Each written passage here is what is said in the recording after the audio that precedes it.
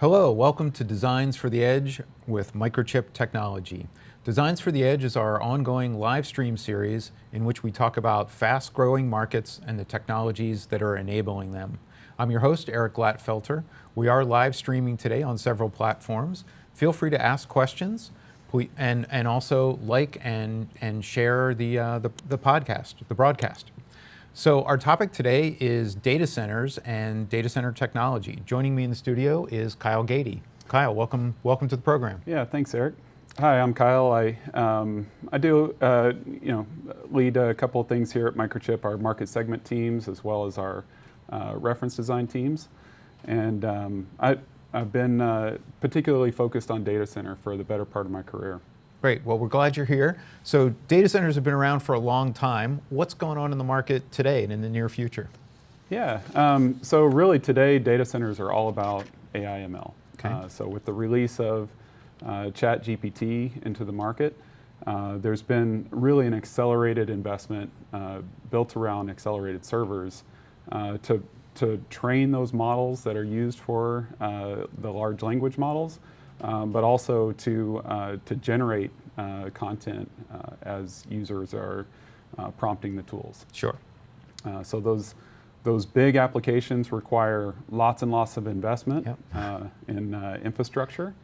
The data center has been undergoing rapid evolution to support the needs of those servers. Everything from connectivity, cooling, power, delivery, and of course the acceleration of, and with GPUs and the amount of compute power that's needed. Sure. As well. Okay. Along with that is still the need for data storage. Yep. in the servers. So we're seeing continued data explosion. The long-term growth rate for data storage in the data center has been about 20% CAGR. Okay.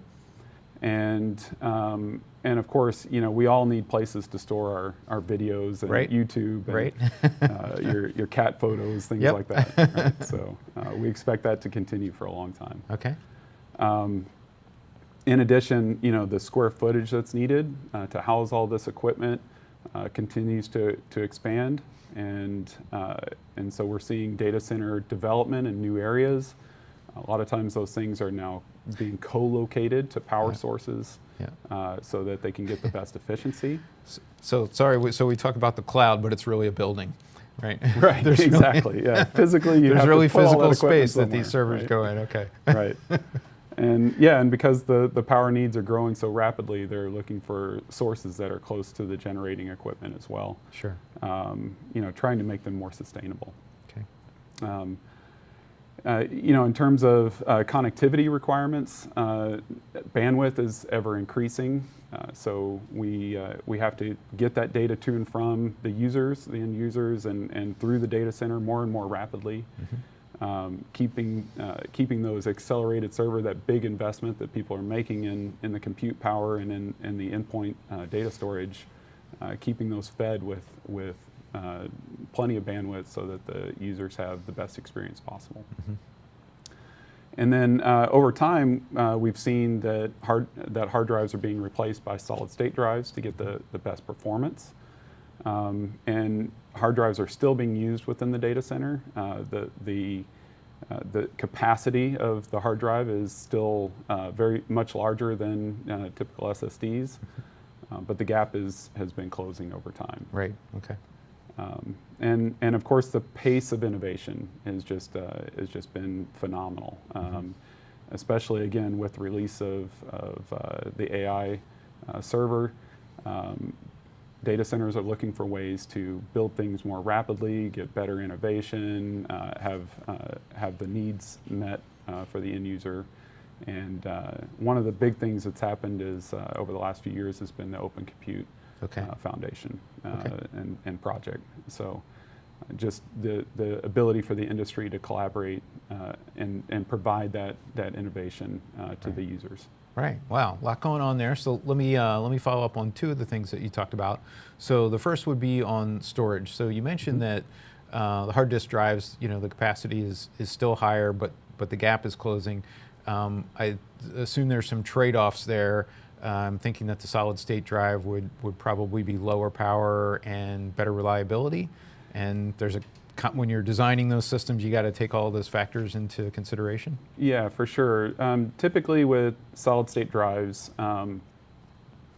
the user would care more about the performance. Okay. Right? So it's how many input-output operations can we have with that drive in a short amount of time. The capacity is always sort of lagged behind the hard disk drive, and it's one of these trade-offs for raw storage for the cost versus performance and power. Okay. Right. All right. So the second area is just the data expansion that you talked about, and you mentioned the cat photos. But I happened to be at a concert last night, and there's people taking pictures and video in the concert, and they're probably uploading it all over. Should I throw that buzzword in, the Internet of Things? Is that driving that partially driving that need for data center expansion? Yeah. If we think of things on the edge, right, and devices that end users might have, you go from everywhere from small sensor nodes that might be monitoring how much trash is in the trash can, all the way to videos in your streets and your cell phones and all of the different devices that might then need to be stored. All that data needs to be stored somewhere, right? So, and for the user, it's really about how fast can that video load, how fast can I upload it and share it with my friends, right?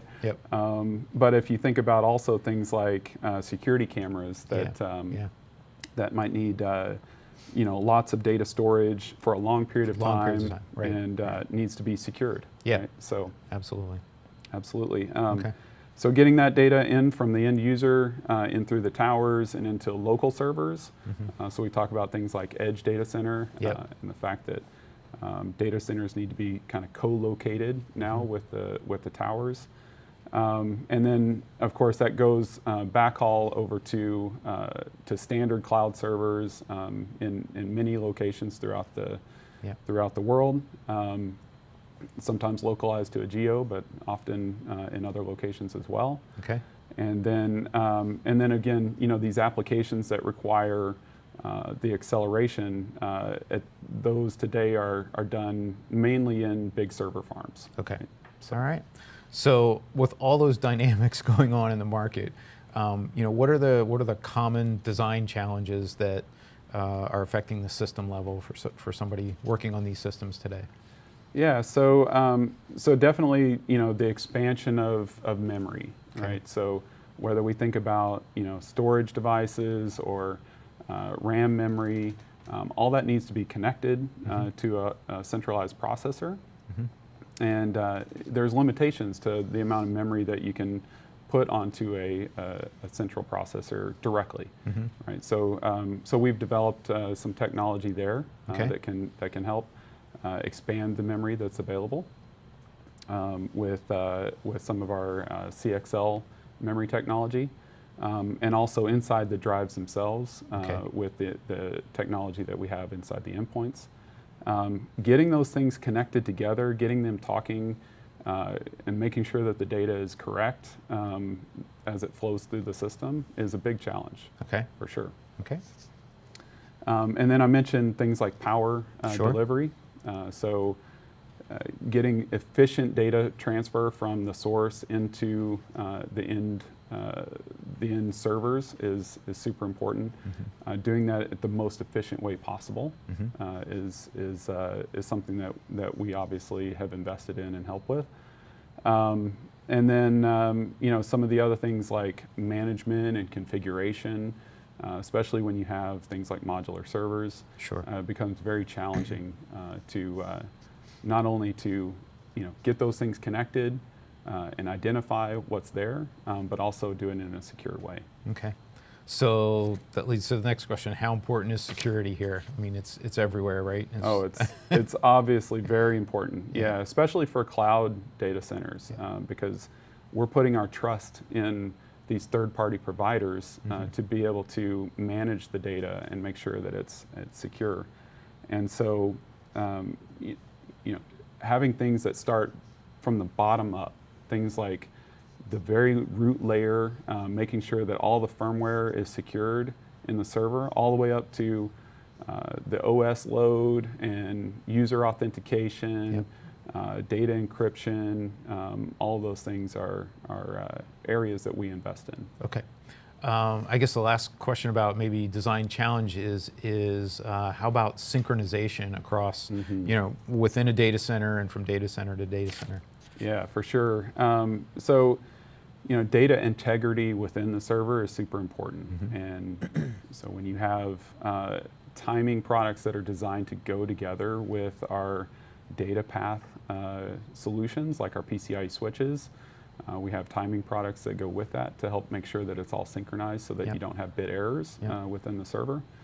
All the way up through the chain to our system level solutions that go into the data center. And we have things that help keep the data center synchronized in time. Today, things like GPS lock that provides the time base for all the data centers. But what happens when you lose that GPS lock? Right? Things start to drift and get out of sync. So Microchip even makes things like atomic clocks that help to stabilize that time and make sure that you have good holdover, so that you can continue to operate and have transactions for things like financial sector without losing the ability to continue your operations. Okay, so let's talk a little bit more about some of those solutions that Microchip offers to help designers here. Now, I might have to thinking of some things to ask, but I might have to jump around a lot because while Microchip is well known as a semiconductor provider, we also provide a lot of system level solutions and board level solutions. So I'll try to cover those. So like in the synchronization area, you were talking about some of the servers, but there's also component level things from oscillators and clock generators through clock distribution semiconductors, all the way up to these system level solutions. Yeah, that's right. Yeah, so yeah, we definitely sell full solutions for the timing appliances, and then things like cards that go into the servers as well for things like adapting the host bus or making sure that the data is secure with our RAID controller solutions, for example. These are full system cards that you can buy, not just chips and things that go into the end products. So yeah, we sell quite a range of solutions there. Okay, so what's we talked about the timing and synchronization. What about the storage and the switching and things like that? Where are we investing there? Yeah, for sure. So again, for both, if we want to work with a customer to do a chip down solution, we certainly have that capability with our semiconductors. But we'll also sell for a lot of customers, they just want to buy a full solution. Right? They want to buy a card, plug it into their system, and make sure that it works together. So things like our flash controllers that go into drives, we'll sell. We have a reference design that goes with that that helps designers utilize that device. Or if we have things like our RAID controllers, for example. It's a card that you buy, and we also have that for PCI switches as well. Okay. So PCI switches are a big area of investment for Microchip. It's something that we've been in for a long time, and we continue to invest there into the next generation technologies. And then from there, we also have a big investment in our security products. Okay. So we'll do things like small chips that authenticate a card, for example, or devices that help to verify all the memory that's in like a boot sequence, for example. So we can authenticate that memory, we can report it back to the host system. The host system then, the devices that we have that live on that side, will then verify all the components in the system, make sure that all of that is secured, and then allow the server to boot. Right, and there's hardware and software and tools involved in that depending on what the actual use case is, correct? Yeah, that's right. Yeah, absolutely. Yeah, security is for sure is a challenging, complex area. You know, that's one of the areas that we have to make it a lot easier for our customers. Okay.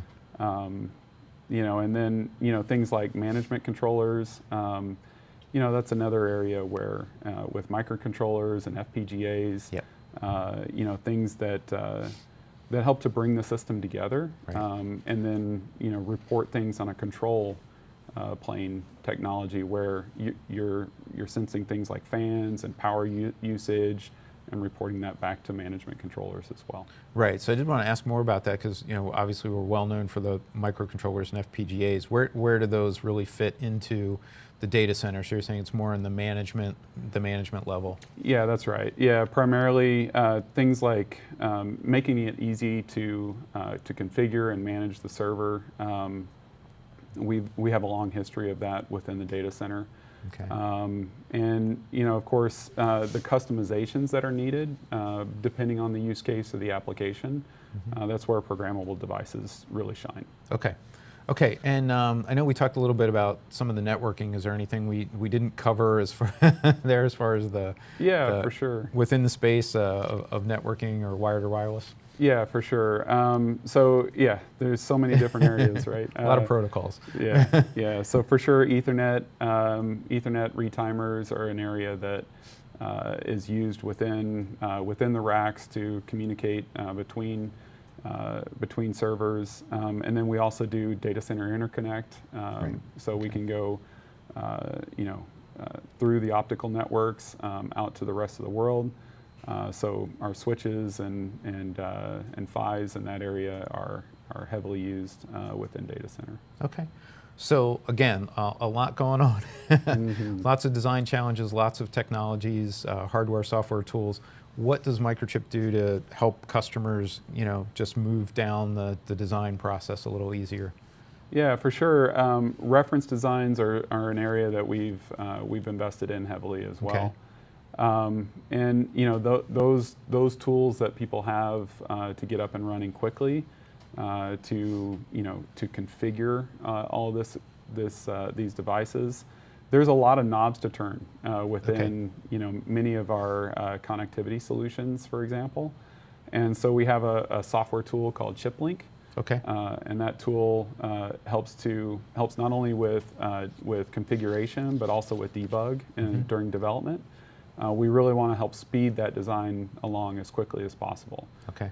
So if we find gaps in our in our tool chain, we certainly invest in there and make sure that the users have the best experience possible. Okay. Excellent. So maybe to kind of wrap up, is there an example you can think of maybe a unique challenge where we worked with a customer to come up with a good solution for it? Yeah. So this is going back years ago, but you know, certainly it's still a challenge today with firmware update. Okay. So a lot of these devices are programmable. They have firmware that runs in them to make them you know, flexible in the end use case. And you know, so we had some cases where a customer wanted to do a firmware update to a device, and they sort of made an error in how they built the we call it a bootloader, right? The piece that does the firmware update. And so I ended up having to write what was essentially a virus. I used a lot of the same kind of hacker tools that I knew about, but it was all authorized, of course, right? So we're doing signed firmware updates with what is essentially a virus to go fix the issue. Interesting. All right. Well, let's pause there and see if there are any questions from our audience today. Kyle, thanks so much for sharing your expertise in that. I don't see any in the feed. I know there was one or two that were submitted earlier. So the first one would be, can you comment on the impact of quantum computing in the data center space? Wow, that's a big question. Yeah, so quantum computing, we don't see quantum computing yet in the data center in terms of an actual quantum computer living in a commercial data center. Right. They're still in the research and development phase. Okay. But what we do see is already seeing the impact of it. Okay. Right? So for one of the first big things that it's impacting is security. Yeah. So when you have quantum computers, one of the things that they can do is reduce the amount of time it takes to break a key from impossible or many, impossible number of years, basically, Yeah. down to a few days, essentially. Okay. And so we're already developing the next generation technologies for key and signature authentication. Sure. Because we believe that there will be quantum computers in the future that are capable, and we want to be ready for that. As the servers are being designed, Yep. and then you have deployment, and those last for many years, Yeah. right, in the field. So Yeah. we have to be ready now. That's going to be built into the servers as they're designed. That's Need that right. protection. Okay. That's right. Interesting. Thanks. All right. Second question is about power. So as the scale of data centers goes up, how is the industry helping manage the power consumption? Yeah, that's a really good question. And I think from a sustainability standpoint, there's a lot that's going in. So I think people recognize that it's on a path that's unsustainable in terms of the amount of consumption that's happening. And so we're really looking. A lot of the data centers are looking for ways to reduce power, to make things more efficient. So we talk about how much power does it take to store the data, right? And how much power does it take to transmit the data? Yeah. So in every aspect of our designs, it's not only about the highest performance, but it's also about efficiency, right? And that's true for all the data that's in flight and at rest. For us, it's also efficiently delivering that power. Okay. Right. So if we can manage that power in a more effective way, and we can deliver it with things like our silicon carbide technology that will allow us to transfer the power from the grid into the data center at a more efficient rate, step it down into the next phases at a more efficient rate, and then take that down into the lowest voltages for compute, for example. Okay. Everywhere through that chain, Right. We're looking to. So that's a make it pretty more complex efficient. chain, right? When the Yeah. power comes in, it's pretty high voltage, and we're getting down to sub-volt levels on individual boards. Right. So a lot of transition lots of points. steps, lots of steps along the way, Right. and every one of those steps, we got to make it the most efficient we can. Yeah. Interesting. Okay. So final question is, so with the breadth of microcontrollers and FPGAs on the market, can you comment more about where Microchip's offerings might fit well or be optimized for? Yeah. So things like our FPGAs, for example, they're super power efficient, and they have the most reliability from for other things compared to other things on the market. Yeah. Right. So if you're looking for the maximum uptime and the highest levels of security, that's certainly an area where we shine. Okay. And then from a microcontroller perspective, we definitely have a very broad range of microcontrollers. Everything from small 6-pin microcontrollers that can do little logic functions. Yeah. All the way up to very large microcontrollers with lots of memory capabilities, to Linux capabilities as well, and some of our MPUs. So it really depends on the application. Sure. But we can cover quite a range. Yeah. Okay. All right. We'll pause there. Kyle, thanks again for joining us and sharing your knowledge and expertise on this topic. Thank you to our viewers for taking some time out of your day to join us. Please visit us at microchip.com/designs-for-the-edge. You can see information about our season. You can view previously recorded seasons. Again, please share and like the program if you enjoyed it. Thank you again, and see you next time.